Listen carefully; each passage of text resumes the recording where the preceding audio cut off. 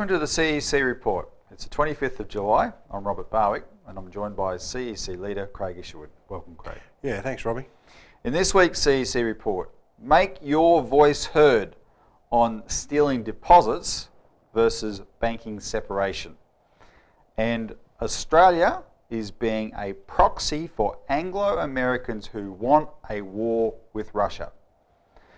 So first, make your voice heard on stealing deposits versus banking separation. Craig, we've, as of this week, launched a new campaign, or a mini campaign, if you will, to inundate, and that's a good word, inundate the financial systems inquiry that's underway at the moment with submissions against bail-in and for Glass-Steagall. Yeah, Robbie, we've created an ocean, literally an ocean of people who now have some idea of what is being put on the table in this issue of bail-in. Now we intend to train those people, in the sense to train their attitudes, their ideas, their opposition into the government, to let the government feel the pressure and the heat of the insanity of them proposing ideas of bail-in and opposing Glass-Steagall. And this is a great opportunity, Craig, because what's happened is the Financial System Inquiry had a first round of submissions in April. 1st of April they closed. We made a submission there. 280 submissions were made for the first round. They've released an interim report where they've compiled their submissions and identified the subjects for discussion. They've asked for a second round of submissions. And what most people don't realise is that the average person doesn't usually have a say in these things, right? And in fact, a lot of these official inquiries, they've already determined the outcome ahead of time anyway, so they're sort of going through the motions. Therefore, people don't often have a say in them. This is an opportunity to not just have a say, have a big say, right? Because, yeah, this is average people have a stake in this government, say something about it. Now, this is part of a general escalation that we've been on, Craig, which, just to report back briefly, we have just finished distributing 200,000 copies of our latest New Citizen, which is this open letter to the Catholic Church, your open letter to the Catholic Church, which is about Pope Francis's excellent exhortation for Christians, and we made it sort of an ecumenical letter, right? For Christians to get involved in politics and fight the free trade economic system that kills, is the way he put it. Yep. So we've just put out a lot of these papers throughout church networks in Melbourne and Sydney, the two biggest capital cities. We had teams of people in both cities getting them to the very highest levels of the Catholic Church at archbishop level, all the way down to parish priests and parishioners. And just to make sure that we are getting into the leadership of the country, Robbie, we've mailed out another 5,000 A4 pamphlets, which is a slightly extended version of what's in the New Citizen, to every single leader that we can find, and we continue to do that on a weekly basis. So these are political leaders, community leaders. Yeah, media, union leaders. Yep. Anyone. And other churches as well, like Anglicans and. Yeah, particularly the major denominations, but not restricted to that by any means. And in terms of, I just want to, as an aside on the ecumenical point, the Archbishop of Canterbury, Craig, is coming to Australia in the next few weeks. And what's interesting about the Archbishop of Canterbury is he is a very vocal advocate in the United Kingdom for Glass-Steagall. As I believe, Robbie, there's a lot of support for Glass-Steagall within the UK, which is a real irony because here sits the Bank of England, and you have this rip-roaring debate on the need for Glass-Steagall, and you just don't have that. You don't have it. Outside of our efforts, which is directly communicating with people about it, there is nothing compared to the debate that's in the United Kingdom. So we need to create that kind of groundswell here, and the first way is for everyone who is a viewer of this program, a regular viewer, whether on Channel 31 or YouTube, or everyone who's a CEC subscriber or a CEC supporter, we're now asking you to do something, which is to make your own submission to the Financial System Inquiry, so we can generate hundreds of these, Craig, if not thousands of them. And I must point out, Robbie, that people say, when we say make a submission, people say, well, I'm not good at doing that. I mean, you're talking about making something for the government. Well, what we're asking people to do is literally write to their next door neighbour and say why they need Glass-Steagall and why we should not have bail-in. Now, that's the very simplest viewpoint, but that's actually what a submission is. It is your opinions, your position on this issue, which you present to the government. And it does. We've got many of these happened already that we've seen. They're just ordinary people speaking their mind. That's what's important here. Even if it's just 2 or 3 sentences, it doesn't matter. Now, let's help the viewers though, Craig. We'll brush up on some of the predicates. First of all, you should know that David Murray, the chairman of this inquiry, he's explicitly asked for comments on these subjects. So there's 2 questions here that he posed for more discussion. I'll just read them out. Is it possible to reduce the perceptions of an implicit guarantee for systemic financial institutions, i.e. too big to fail banks, by imposing losses on particular classes of creditors during a crisis without causing greater systemic disruption? And the second question is, if so, what types of creditors are most likely to be able to bear losses? And of course, Craig, when he's using the term creditors, and what people have to remember is creditors include depositors, which come under the category of unsecured creditors, right? And so, and then he's making the point where he uses the term without causing greater systemic disruption. They want, under bail-in, they want creditors, including unsecured creditors, depositors, to wear the losses of a failing bank so that that bank can continue to honour its gambling bets with other banks. Because they say if a bank can't honour its gambling bets, because these bets are so large in the trillions of dollars, if a bank defaults on its gambling bets, then that will cause, quote unquote, greater systemic disruption. So they're pushing people in the direction of bail-in. And then, Craig, people, just explain to the viewers why, compared to that, Glass-Steagall is so overwhelmingly the obvious solution.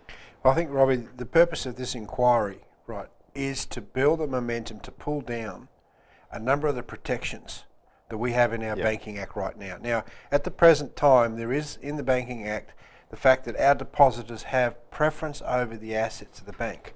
In a receivership. So if a bank fails, its assets get sold up, distributed among its creditors, but the depositors have a preference over the other creditors. That's, apart from one aspect of covered bonds, that's actually true. Yeah. So in order to be allowed to get bail-in, there has to be a legislative process whereby the government comes before the people and publicly puts on legislation on the table that changes that. Yep. Now, we know that we've been told through the FSB, the Financial Stability Board reports of last year, that there's legislation in train for exactly that. And this inquiry is building the momentum to be able to literally rip apart the laws that are protecting bank depositors and put in bail-in. Yep. Now, this is assuming that they are trying to maintain the existing financial system. That existing financial system is coming up to having in it something in the vicinity of $2 quadrillion worth of derivatives bets. 2,000 trillion. Enormous, unpayable. The debt loadings between the banks is unpayable because it's just so huge. The only way you can survive in this system is to start another system. In other words, go with Glass-Steagall. Yep. To say we need to have, for governments, sovereign governments, to instead of being lackeys of the banks saying, no, we are going to put this system through an effective bankruptcy reorganisation, which is Glass-Steagall. We're going to have a banking system. It's going to be a rigorously controlled and regulated commercial banking system, whereby the gambling part of the merchant banking, investment banking side of the banks is broken up. In other words, the too big to fail banks are literally broken up so they're no longer too big to fail. By being made smaller. By being made smaller. Now, this is not rocket science. Yes, is it going to affect the profitability of the banks? Well, they say so, but their profitability is based upon derivatives trading. It's based upon speculation, not on the value of the real economy. Yep. So with the Glass-Steagall legislation idea put into place, you can actually protect the productive part of the economy. You can't stop there, though. You do have to have a national bank, a new national bank, which produces enormous amounts of credit for productive purposes, not for speculation. Yep. And you have to marry that with a large-scale crash program in the development of new technologies, and we're talking about the fusion, development of nuclear fusion, but also the development of other large-scale infrastructure projects like high-speed rail, water projects and so forth. You can't have just Glass-Steagall, you have to have these other two components as well. Because what you're talking about is, at the end of the day, the financial system reflects what's happening in the actual economy, which is all the financial production, system, etc. That's all the financial system should exist for. Yeah, and the reason there's a financial crisis, Craig, is because there's actually an underlying economic crisis where the productive part of the world is decaying, and we've got to get that going again. All right, well listen, let me just put up the information for people, how they can make a submission. As we said, make it as long or as short as you like. It's entirely your own words, but send the message to the government. If you support Glass-Steagall and oppose bail-in, tell them, even if you just tell them like that. So you've got three options. The first is you can go to the government's submission page on the Financial System Inquiry website, which is up on your screen right now. When you go to that page, you fill in your details. Then there's a section that says which interim report, observations or question are you responding to? And that section you click on stability addressing too big to fail. And then, assuming you've already written in a computer file like a Word file or a word processing file your views, you write a short summary on their page and then you upload your file, right? And that's it, that's how you make that. If that doesn't work, the second way to make a submission is to simply email your submission to fsi@fsi.gov.au, which is on the screen now. If that doesn't work, you can mail a physically handwritten submission to Financial System Inquiry, GPO Box 89, Sydney, New South Wales, 2001. There's a cut-off date, Robbie. Is it, 26th of August is the deadline. I'm asking everyone watching this show, do it immediately, right? Do it today. Now, and we also ask people, notify us when you've done it. And you can do that in a few ways. Email the CEC, cec@cecaust.com.au, or call in on a toll-free number, 1-800-636-432, and let us know that way. And people should get their friends doing this as well. Exactly. If you've been talking about this, you get everyone to make their own submission on it. So, Craig, we'll leave it at that. And when we come back, we're going to change the subject to the war danger.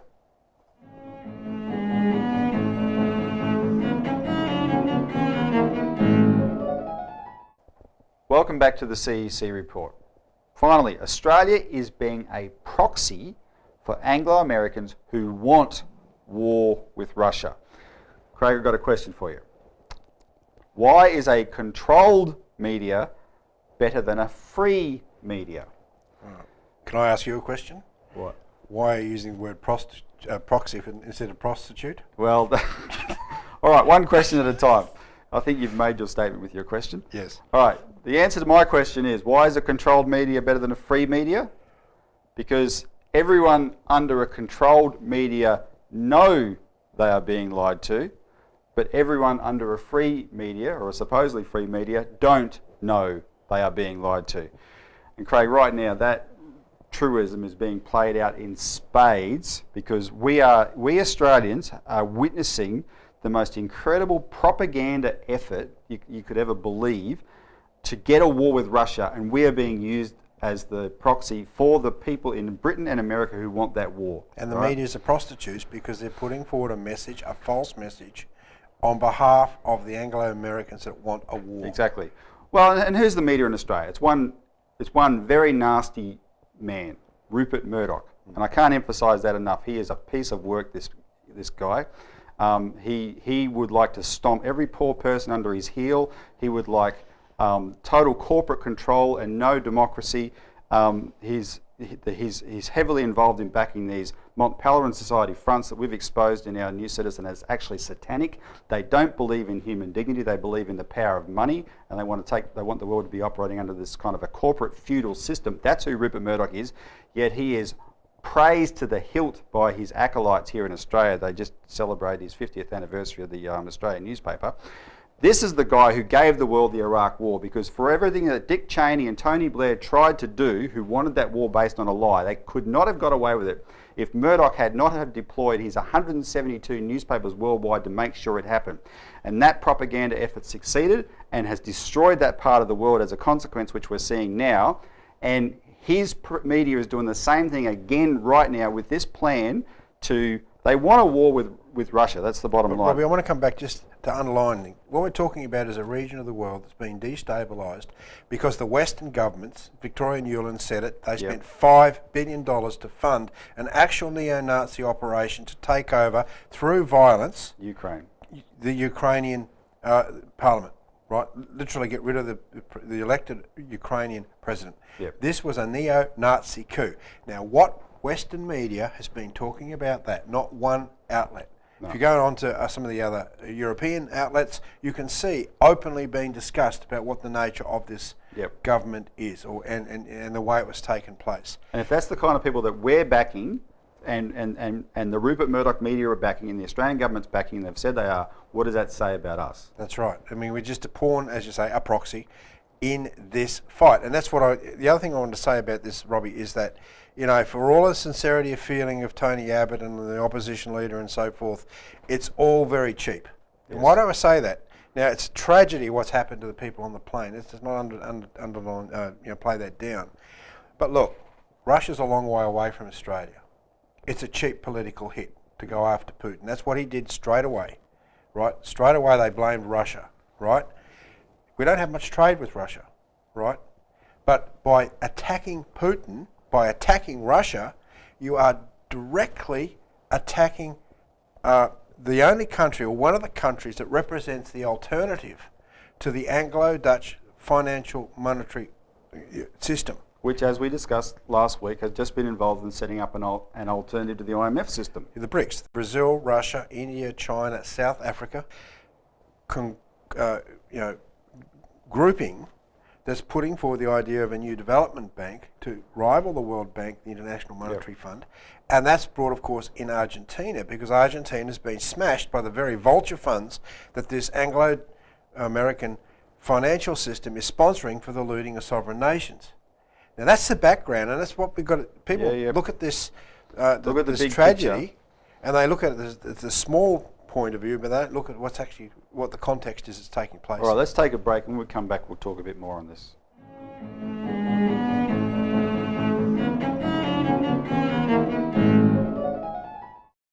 Welcome back to the CEC Report, and we're just discussing how Australia is being a proxy for Anglo-Americans who want war with Russia. And Craig, on that point, as far as I'm concerned, Australia's behaviour confirms what Malcolm Fraser, the former Prime Minister, is arguing, that Australia is unable to act independently of the Anglo-American powers that we depend on for our security. And that means, as a country, we don't have any sovereignty, and that's a point he makes, which backs up what we've said all along. But I just want to make the point, let's go through some details. People have heard a lot of wild claims and a lot of extreme language from our government and people like Bill Shorten with zero evidence. And bear that in mind, they've rushed to judgment with no evidence, but their statements were premised upon you, the viewer, already believing that Russia is an aggressive dictatorship, when in fact it's a democracy where 80% of the people support Putin, and Putin is some kind of Hitlerian monster. If you believe that, then the statements ring true that they're making, and the language rings true. If you know that, if you don't believe that, then you're thinking, what the hell are they talking about, right? And I just want to an example of this, how this language works. Yesterday's announcement on the news, I heard it on Sky News, Murdoch's Sky News. US intelligence services report that they have no evidence that Russia was directly involved in shooting down MH17. Now, if you and I, Craig, started a news report that says, we have no evidence that Tony Abbott is a child molester, whatever you say after that, you've laid the groundwork for the idea that he's a child molester, right? And we do not have any evidence of that. That's the kind of thing. That's no way to report that. The assumption is totally wrong. A more accurate statement is there's no evidence to assume Russia had any involvement in anything. Let's look objectively. I want to just assert objectively what's happened. This plane came down in a war zone, and straight away you have the fact of what they call the fog of war, and it is a war zone. There's people being killed all the time here, right, and a lot of war going on. It's going to be very difficult in any circumstances. Russia was immediately accused of all sorts of things, and one thing I want people to remember is they're also including spiriting away the black boxes. I heard standard media saying, oh, these things are probably already in Moscow by now, right? Well, what actually happened? When the UN resolution was put up, Russia supported it as well as everybody else. No questions asked. The separatists handed over these black boxes to Malaysia, and the Malaysians reported they have not been tampered with, so they weren't in Moscow. The separatists were holding them, and in fact, while Tony Abbott was making all this noise, Craig, the Malaysian Prime Minister was quietly talking to these separatists and making sure this was done, right? And he actually achieved something where all we're doing is beating our chest. The separatists, they did restrict access to these OSCE monitors, who are security monitors, but they're suspicious of them anyway because they're from Europe. As soon as actual air crash investigators got there, the separatists gave them access, right? Because whatever you might think of it, they have security concerns, these separatists, and that's what they did. The separatists, we accuse them of holding the bodies hostage, but again, as soon as the experts got there, the separatists gave the bodies over, right, which they've been holding in this refrigerated plane. So objectively, the actual events have progressed, as far as I'm concerned, as well as you could expect, given that it's a war zone, right? Except all the spin from our side is aimed at demonising Russia as somehow responsible. So in the interest of balance, because it's not going to be reported in the Australian media, in the Australian newspapers, on the Australian TV, I just want to cite a few questions the Russians are asking, right, which to me are legitimate questions, and people should know that these are some of the questions that are being asked. One of the questions is, the Russians are saying to Ukraine doesn't deny that they've had similar missiles in that area, anti-aircraft missiles. Russia is saying, well, you've positioned these weapons here as part of your crackdown on these separatists. The separatists have no aircraft. Therefore, why do you have anti-aircraft missiles to fight people that have no aircraft? Right? Good question. Radar data confirmed that there was a diversion of MH17 by the Ukrainian air traffic controllers just before it got hit. Why did the Ukraine order this plane to divert? Radar data has confirmed that there was a Ukraine jet 3 to 5 kilometres from MH17 when it was down. The Russians are asking, why was that jet in that space? Russia has released its satellite data and images of the area, but Russia also has revealed that it knows that the best positioned satellite at the time was America's. America had a satellite directly overhead. Will America release its satellite data and images of the event? That's the question the Russians have asked, and to date, as of now, the Americans have not done that, right? So anyway, Craig, in the time we've got left, I just want to remind the viewers, we're nearly at the anniversary of the beginning of World War I, the Guns of August, which started as an incident, an assassination, the reactions to that, and just escalated out of control. We're looking at a similar scenario here, right? Yeah. But at the same time, Robbie, back before World War I, you had a crash of the financial system. It's no different than the situation that we're in right now. The solution quite often, and had been proven in the past, when you can't solve the financial system, the oligarchs don't want to give up their power, they go to war, and this is why it's so incredibly dangerous right now. And this won't be a normal conventional war if a war breaks out. It will be a nuclear war of annihilation, and it could be the extinction of the human race. So this is an incredibly serious problem. Australians should not let our government do what they're doing in our name without any evidence. Anyway, we've run out of time. Thanks for tuning in, and tune in next week for more of the CEC Report.